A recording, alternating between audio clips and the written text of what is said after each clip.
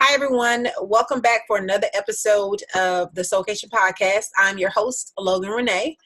This show is all about how do you create consistent freedom, purpose, peace, and self-love in your everyday life.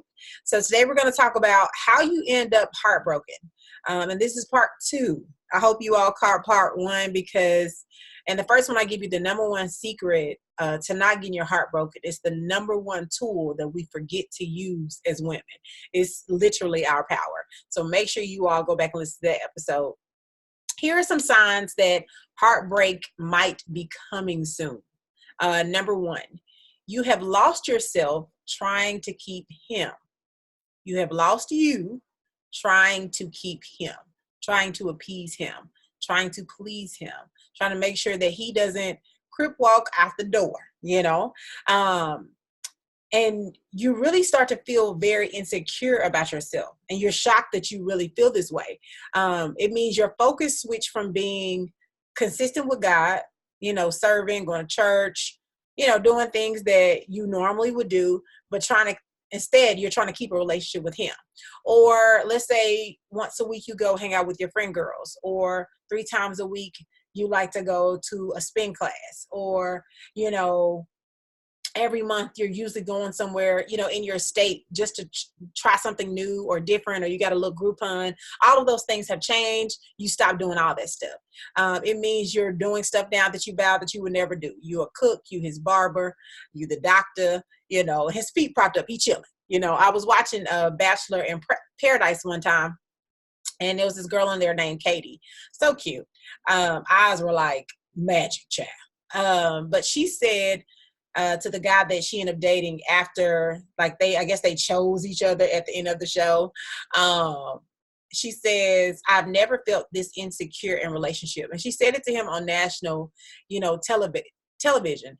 And what I've learned is when you don't recognize yourself, you're not safe.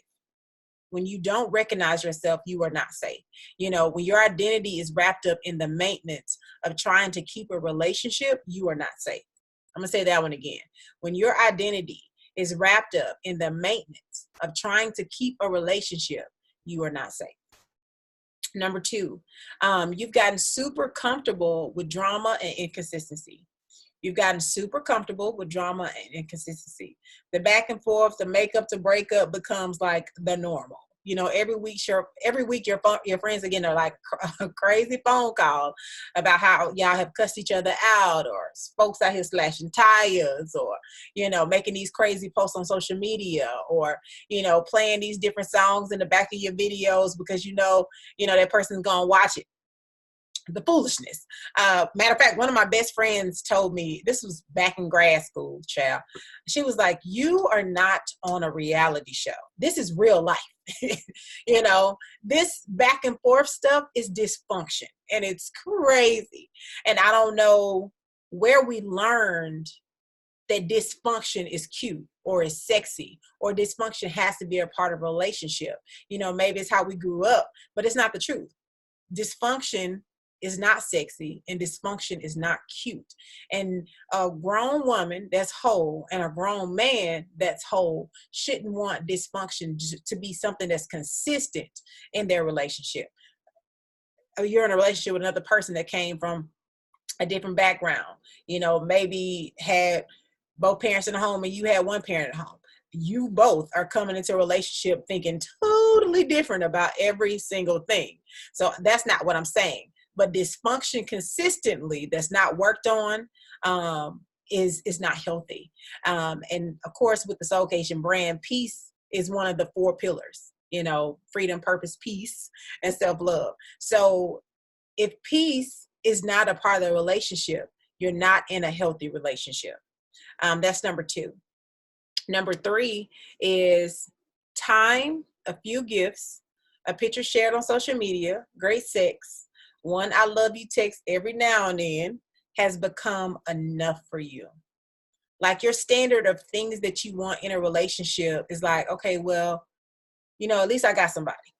At least somebody checking on me, at least somebody on the phone with me. Now you all could be arguing every day, cussing each other out. But as long as once a month he share a picture of you, Once a month he take you to the movies. Maybe you meet his cousin. You're okay with that. When the truth is deep down, that's not what you want. So we end up heartbroken a lot of times talking to people we halfway like, getting kind of sort of what we want just to say that we have somebody. It's crazy. And it's sad. It's sad because I don't want anybody in the tribe heartbroken. It's not a good feeling at all. That's number 3. Number 4, here's when you should know maybe I'm in too deep. Okay, this one will definitely lead you to heartbreak.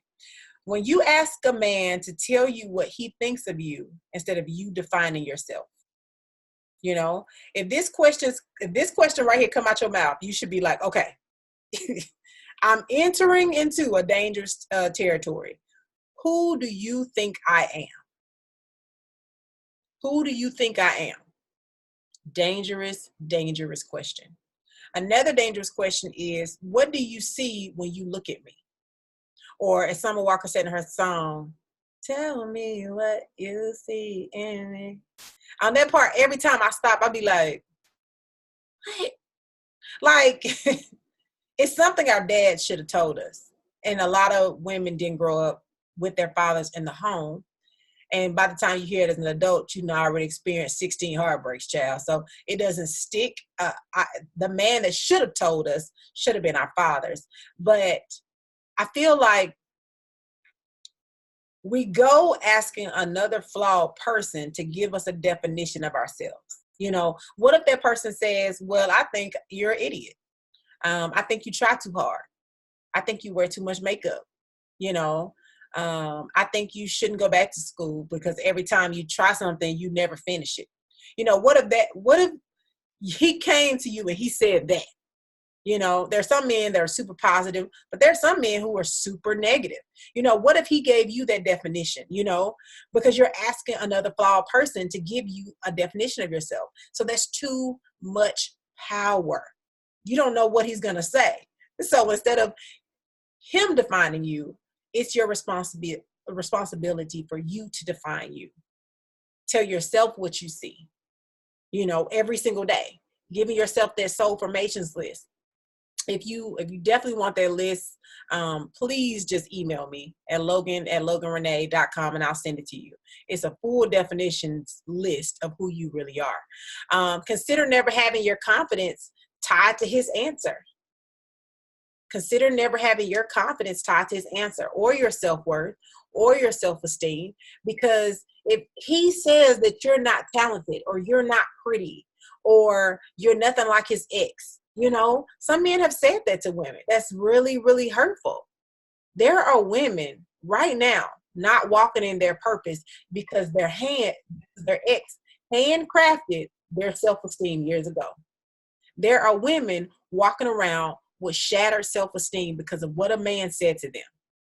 There are women who should have been writers, who should have been movie producers, should have been professors, who should have been presidents of universities. But their self-esteem was handcrafted by a man that they dated, by a man that they loved and that they respected and they held to a higher esteem. And they looked to for him to tell them who they were, instead of them stepping back and saying, that's not the definition I'm going to carry. That's not the definition I'm going to walk in. I'm not going to wear your insecurities as my identity, sir.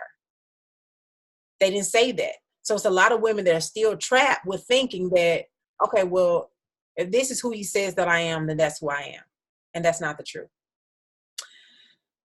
Don't hand your brilliance and don't hand your power away that easily. Because if you do, you might end up heartbroken. Let's do a real quick recap.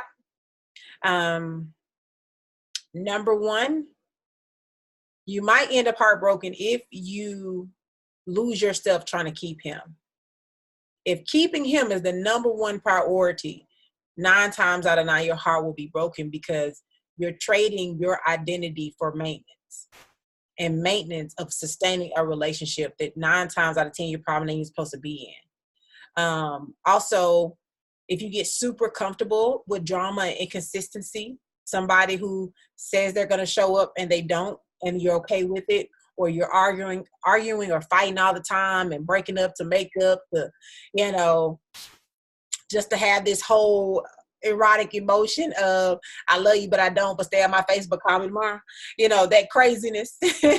A lot of times we end up heartbroken thinking we're in control of the situation when really we're really not.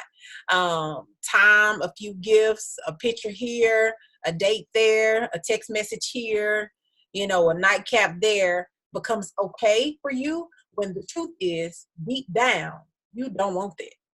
You don't want that. You want more than that.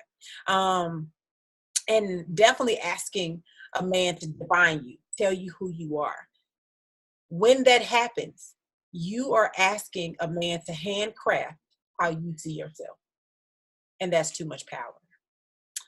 One of the resources that I'm going to give away, tell you all for sure to get, is a book called, it's 2 books. Why Men Love the B Word, Why Men Love the B Word, and Why Men Marry. So it's Why Men Marry and Why Men Love. And her last name is Argov. I can't, Argov, but Sherry Argov. 2 of my favorite books, y'all. I'm really ready for, she's about to release the 3rd one. She hasn't released it yet because I would have been had it, baby. But Why Men Marry, and this is the B word. I don't cuss on my podcast. Other people have, but I try not to. And Why Men Love the B word. Phenomenal book, honey. When I say Sherry is spilling all the tea, giving all the juice, like I have probably every page in those books highlighted. 2 of my favorite books that I will never ever give away. One is pink and white and one is red and white. Literally every woman should have those books. Seriously. Anyway, thanks so much for watching or tuning in to the Soulkation podcast. If you have enjoyed this show, please rate it on all the podcast apps. It's on Deezer, it's on TuneIn, it's on SoundCloud, iHeartRadio, of course, Apple Podcasts. Leave a comment. Also, I want to hear what you all are thinking. Just type in what's your favorite nugget.